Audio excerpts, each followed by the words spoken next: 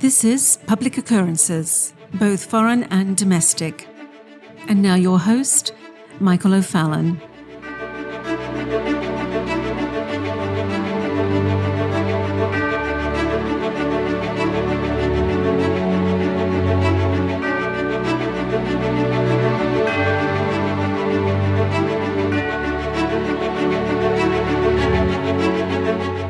Today, we are going to give a brief introduction into the actual end goals of what is the impetus of global projects like Build Back Better and the Great Reset.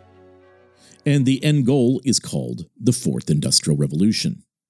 But just like everything else in the realm of Klaus Schwab, the Democrats, George Soros, and China, the soft, embraceable name of the thing that the totalitarians are trying to bring in is just a facade of something quite ugly and quite monstrous. But that is why they give embraceable names to Black Lives Matter, which is actually the front of a Marxist revolutionary group, diversity, equity, and inclusion, which is a way of creating entryism into the workplace.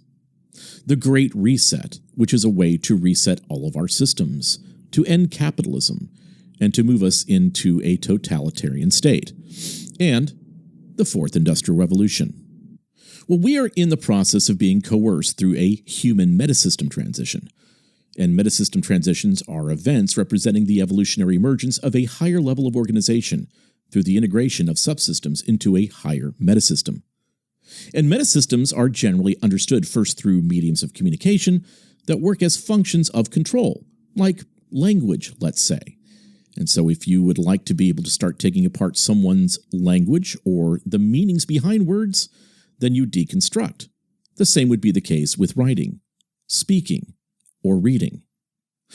And this communication, in turn, affects physical actions or things that require energy that turn into the action guided by mediums of communication, such as agriculture, let's say, distribution, industry, education, and even faith. And these things need order. They need organization. So in past eras where traveling great distances was not what populations engaged in more than once or twice in their lives, we had a human organization as tribes in ages past, which led to chiefdoms and kingdoms in our development post-Westphalia. But Westphalia really codified the sovereignty of nations. And then lastly, as our communication became broader and distributed, mankind evolved into the nation-state concept. So really, you go from being agrarian first, then distributive, then industrial. But let's also understand our industrial revolutions, as this transition into the Fourth Industrial Revolution, and hence the Great Reset.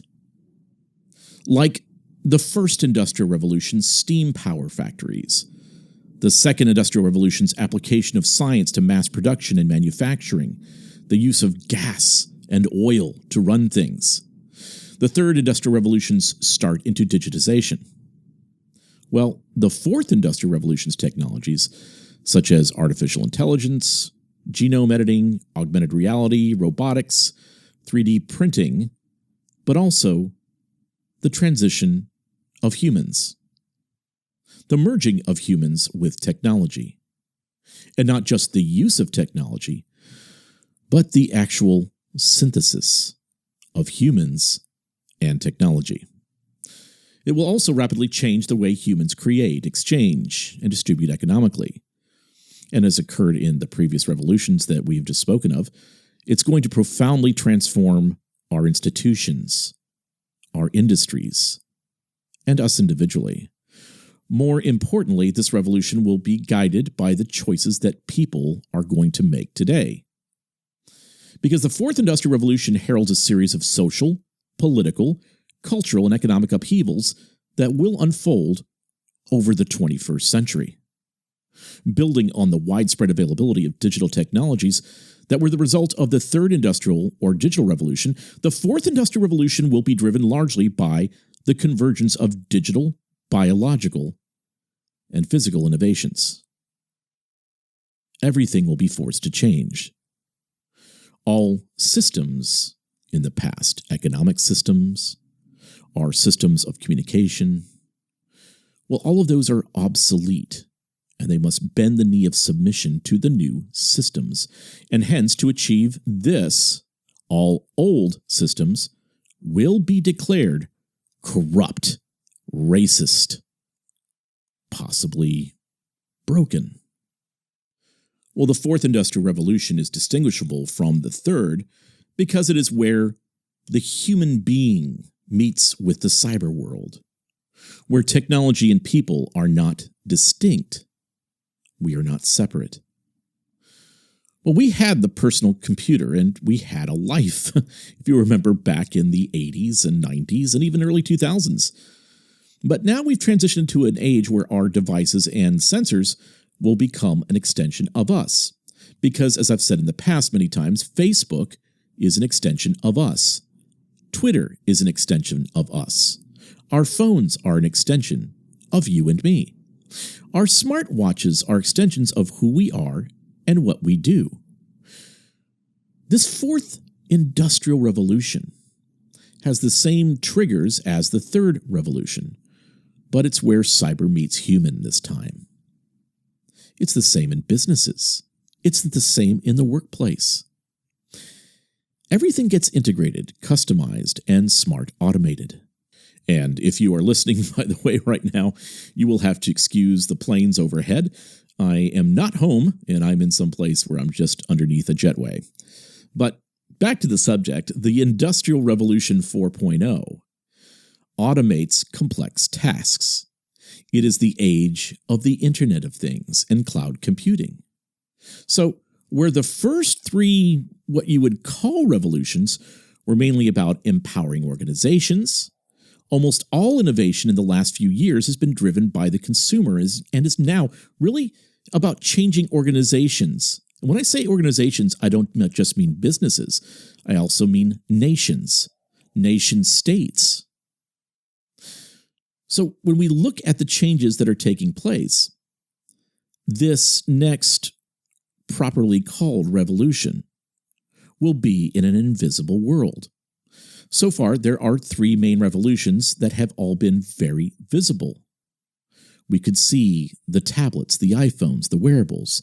They were all visible. But increases in our capabilities are empowered by technology that moves further really out of sight. It becomes invisible. So innovation has come from the shift to the cloud. Invisible processing, power, storage, and intelligence. More innovation will come from what's happening inside and around the device versus the object we can actually see. Artificial intelligence, powerful algorithms, cloud computing. So, an ecosystem of computing will surround us, becoming so natural it will just about disappear into the background. It will become completely intrusive. It will fit into more parts of our world and attempt to solve all of our problems without the slightest bit of human interaction. In other words, you won't be controlling the devices. You won't be controlling the intelligence. It will be controlling you. So unlike the other industrial revolutions, those industrial revolutions benefited mankind to help us to become more educated, to be more mobile, and to be more autonomous. So what's happening in the fourth industrial revolution, and the irony of the whole thing, is that it will control us more so than we control it.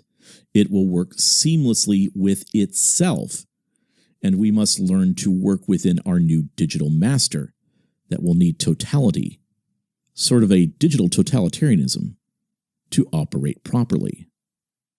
Hence now the announcements of Neuralink by Elon Musk being available as early as next year. So we've talked about these things in previous episodes in the last several years on the causes of things, and also when we started pointing even back in 2017 to H.G. Wells and what he would call a world brain. It was a brain that does our thinking for us. And maybe those things seemed very science fiction-y and as if they were way out there and Mike's really going off his rocker. No, folks, it's right here, right now. The thing is that most of us just don't even realize that it's here, and it doesn't seem like a possibility. So to succeed, all of these plans will need to be synergized in connectivity. So constant connectivity and an all-in, let's say, from every human being on the planet to be truly effective. There really can't be one stray molecule outside of the control of the new system, because the Great Reset and the Fourth Industrial Revolution, in essence, is complete. It is total. And it must be measured in mathematical with an egalitarian and equity-based basis for human interaction. And now, maybe seeing what is happening around you right now might start to be making some sense. So, economies, national borders, those sorts of things aren't just transitioning. It's also transitioning us, all of a humanity, as we move more towards this concept of a collective mind. And as we are forcibly moved to this system, where it's necessary to operate from a world brain concept, we really must then remove, and I'm not speaking on behalf of myself right now, but I'm saying in terms of those that want to have control over this, those that are going to be the head of the technocracy in terms of where they see themselves, they want to remove the ideas and customs and traditions and systems of tribes, nations, as well as personal autonomy, volitional capabilities, etc., as nearly every current system will need to be globally linked and part of the same system. So while you have been going about your life and trying to make a living and dealing with the situations that are around us from 2020 to 2022 now, you probably knew nothing about this. You just wanted to get back to normal. But we aren't going back to normal. And if we were to get out of the new normal that they're preparing for us, it's going to take an awful lot. But I kind of see some hope that that might starting to be happening. Well, where did these concepts come from? Well, they came from brilliant consequentialists and thinkers. And they came from futurists that consequentially understood that if we were to move from a capitalistic democracy to a synergized socialist technocracy, much like China is today, we needed to ensure that booms and busts, and fallible human decisions and things, and tribes and ethnic cultures and habits, those things couldn't get in the way. You couldn't fight for your country. You couldn't fight for your people. You couldn't fight for your nation. So you have to destroy and mock the ideas of peoples, of cultures, of nations, because we're moving towards a gigantic, hegemonic supranation, because we all have to be part of the same thing.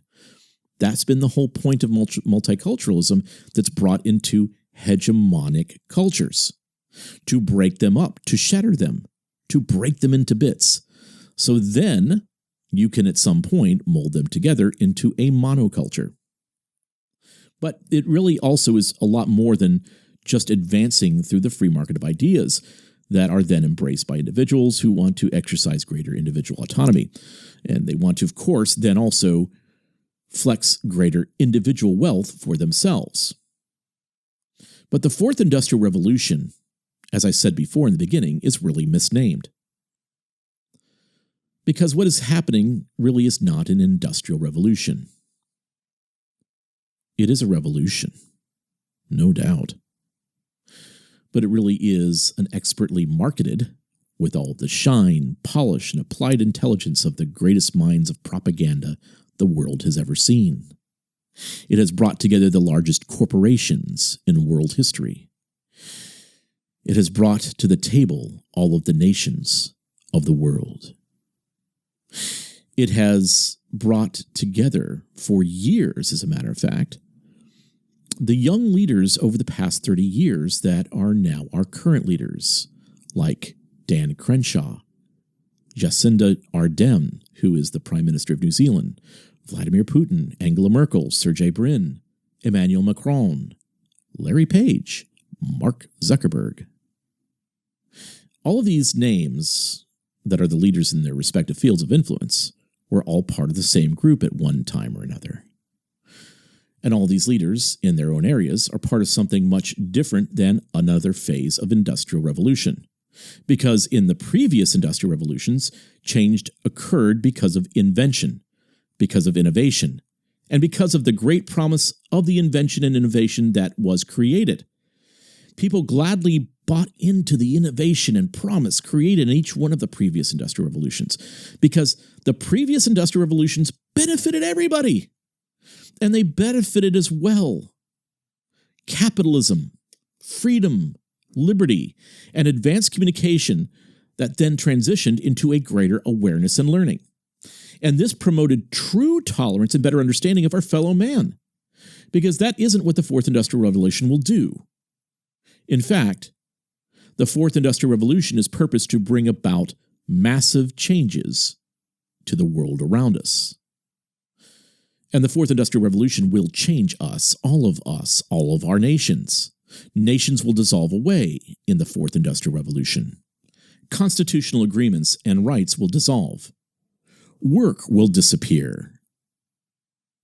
So if you really want to know what Klaus Schwab was getting at in his book, The Fourth Industrial Revolution, it can be summed up by another German man whose ideas challenged much of the world 100 years before Klaus Schwab was born.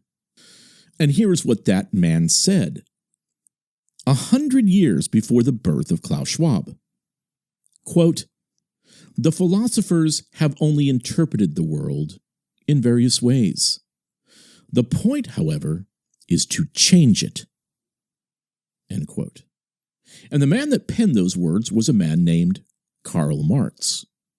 And Karl Marx also stated, quote, "The theory of communists may be summed up in the single sentence, abolition of private property." End quote. And yes, the Fourth Industrial Revolution, as conceived by Klaus Schwab, does exactly that to every society and nation in the world. It abolishes private property. And in late-stage communism, as envisioned by Karl Marx, that utopian idea, it abolishes work. So what you're seeing with the idea of the Fourth Industrial Revolution, which is really another communist revolution, you're seeing what really is the quick evolution, the skipping through the processes all the way forward to something completely new. Almost as if communist China, communist Russia had stayed together, Cambodia had continued to go, Cuba was successful in all that it was doing, and it was able to somehow bring itself to where it thought it would be by the time that we actually got to the 21st century, even though many of those communist dictatorships fell apart. So anyway, back to Marx. And basically, Marx created the idea that society's relations of production, arising on the basis of a given productive force, that was the economic base of society to Marx. He also explained that on the foundation of the economic base, there arises certain political institutions, laws, customs, culture, etc., and ideas and ways of thinking, morality, etc. These constitute the political ideological superstructure of society. You can call these superstructures systems. So these systems not only have their origin in the economic base, but their features also ultimately correspond to the character and development of that economic base, like the way people organize society, its relations of production, and its mode of production. But Marx would state that by advancing contradictions, in other words, saying that things that society says are good are actually really bad, things like individual human liberty, prosperity, the free market, meritocracy. Well, those things are basically bad, and what is needed is collectivism, and only through a collective understanding of how we are all in this together, and how we all must do our part, and all strive to give our entire being and existence for the collective good. Only then can man achieve true liberation. And of course, this was also very similar to the views of Rousseau, and very closely associated with the views of Hegel, and without a doubt, Gramsci and cultural Marxism had a big part of this. Cultural Marxism as well as envisioned by the Fabians in their own context, and then as well interpreted as Mao came back for a full cultural revolution. But especially these views are developed for our modern times by a man whose name was Herbert Marcuse. And we'll be speaking about Marcuse in length on another episode. And I do encourage you to visit my friend's website, New Discourses. That's James Lindsay, as he has done more in-depth on Marcuse than I ever imagined that he actually would. When we first started talking about Marcuse about 2 years ago, I didn't know that he would do this deep of a dive on Herbert Marcuse. But all of this is really developing towards a utopian communism.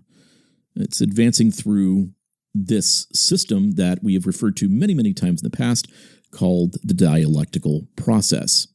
And you might know a bit about the dialectical process through the method known as thesis, antithesis, synthesis. It can also be expressed in the formula problem, reaction, solution. Find a problem or crisis. React strongly to that problem or crisis. And then present your pre-made, prefabricated solution. Because really the solution is what you're after. It's the operational success. And that prefabricated solution to everything that is wrong today is the Fourth Industrial Revolution.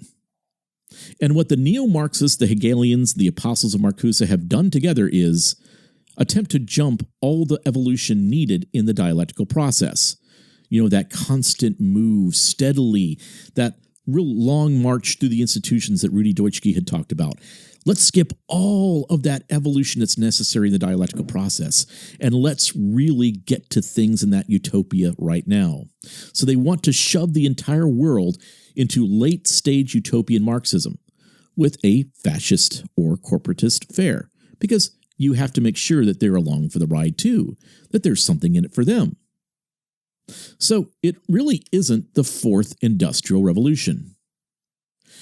It is the first worldwide enviro-communist, fascist, techno-socialist revolution. There's all sorts of things that are along with this. And it really is the worst combination of the worst ideas of all time. And everything in our world will need to, of course, change for Klaus Schwab's revolution to really work. And instead of a giant world war to make this all happen, where destruction of nearly everything would need to take place, because literally no one who has any sense in the world would want this madness to actually happen if they knew about it, well, you had to do what is called framing, or operational preparation of the environment first for decades. And then you need to create a worldwide precipitating event that changes everything.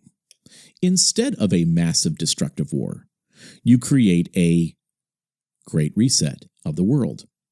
A massive event where you have nearly everyone on Earth, everyone gripped in fear all the time. In fact, you need every sector of societal control to push the fear every day. You need the politicians, the media, arts and entertainment, all of the churches, all of the mosques, all of the corporations, where the primary solution to calm everyone's fears must be collective. Everyone must participate in the solution. Everyone must be a part of the solution, because the solution is rebirth. It's resurrection. It is literally dying to the old world. It is dying to the old systems. And then catapulting and embracing a new path to the first worldwide enviro-communist totalitarian with fascist tendencies revolution. Because that's what this is. It is total totalitarianism. It is digital. We will no longer just have the internet to research, entertain, and communicate at our whims. No, the internet will now be in everything. In everything. The internet will now guide us. It will protect us. It will save us from ourselves. We will be told what to eat, what to think, what to do. And if you voice any displeasure to your new captors in the revolution, then you will violate the new community standards, which are arbitrary and evolving at all times. The idea of family will change. The idea of be fruitful and multiply will change. The concept of heteronormativity will cease to exist. Eventually, a few decades from now, human work will cease. Because if advanced automation and intelligence can take care of all the human jobs and work, then finally, we have Marx's dream. Total liberation. And you might be thinking, there is no way that all of this could be planned just since the summer of 2020. And you are correct. Because you live on the end of a 250-year-long spear. The very tip of it.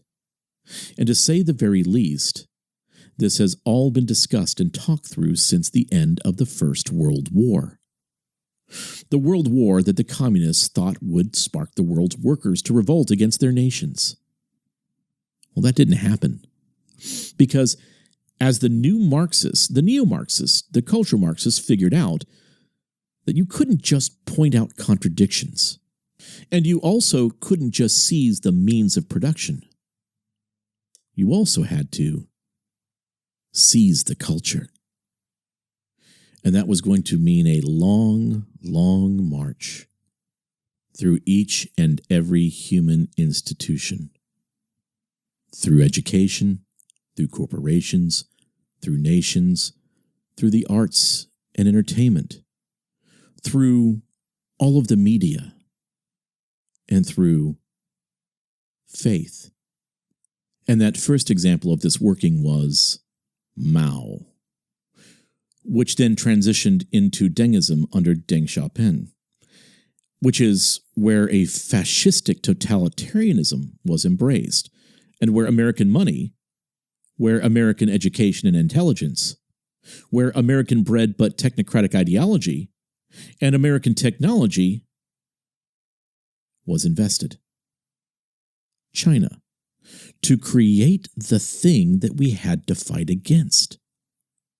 And then if you did that, the only way to beat China was to insist that we shed all of our constitutional chains that hold us down, that would then liberate us to become China.